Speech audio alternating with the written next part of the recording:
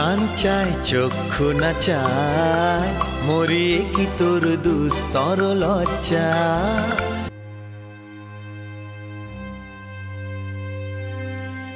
রবীন্দ্রনাথ ঠাকুর এই নামটি শোনেনি এমন বাঙালি খুঁজে পাওয়া মুশকিল।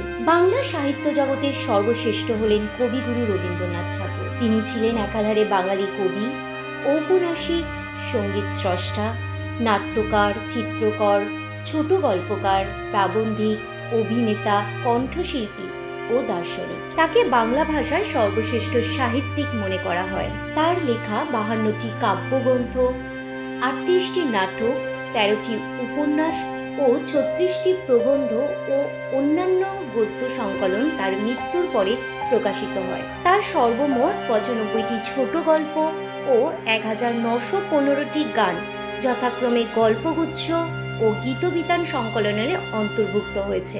রবীন্দ্রনাথের যাবতীয় প্রকাশিত ও গ্রন্থাকারে অপ্রকাশিত রচনা 32টি খণ্ডে রবীন্দ্র রচনাবলী নামে প্রকাশিত হয়েছে। রবীন্দ্রনাথের যাবতীয় পত্র সাহিত্য 19 খণ্ডে, চিঠিপত্র ও 4টি পৃথক গ্রন্থে প্রকাশিত।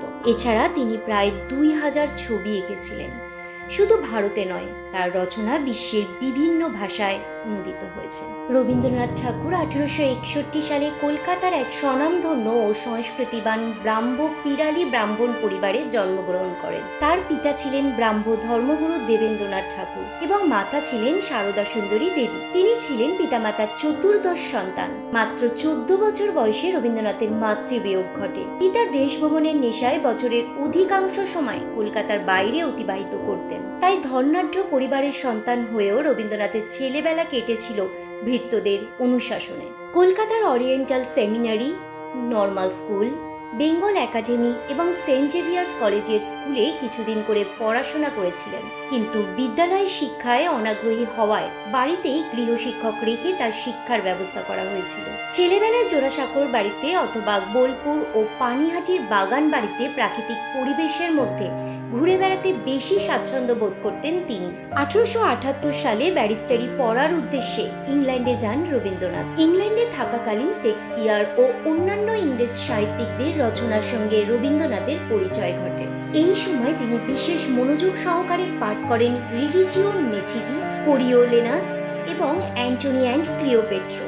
1910 সালে তার বিখ্যাত কাব্যগ্রন্থ গীতাঞ্জলি প্রকাশিত হয়। 1913 সালে গীতাঞ্জলি কাব্যগ্রন্থের ইংরেজি অনুবাদের জন্য সুইডিশ একাডেমি রবীন্দ্রনাথকে সাহিত্যের নোবেল পুরস্কার প্রদান করে। 1915 সালে ব্রিটিশ সরকার তাকে স্যার উপাধি দেয়। পরে 1919 সালে তিনি জালিয়ানওয়ালাবাগের নৃশংস হত্যাকাণ্ডের প্রতিবাদে ব্রিটিশ প্রদত্ত নাইটহুড উপাধি ঘৃণা ভরে ত্যাগ করেন। জীবনের শেষ 4 বছর ছিল তার ধারাবাহিক শারীরিক অসুস্থতার সময় পর্ব। এই সময় রচিত রবীন্দ্রনাথের কবিতাগুলি ছিল মৃত্যু চেতনাকে কেন্দ্র করে সৃজিত কিছু অবিস্মরণীয় পংক্তিমালা। মৃত্যুর 7 দিন আগে পর্যন্ত রবীন্দ্রনাথ সৃষ্টিশীল ছিলেন। দীর্ঘ রোগ ভোগের পর 1941 সালে জোড়াসাঁকোর বাসভবনে শেষ নিঃশ্বাস ত্যাগ করেন রবীন্দ্রনাথ ঠাকুর।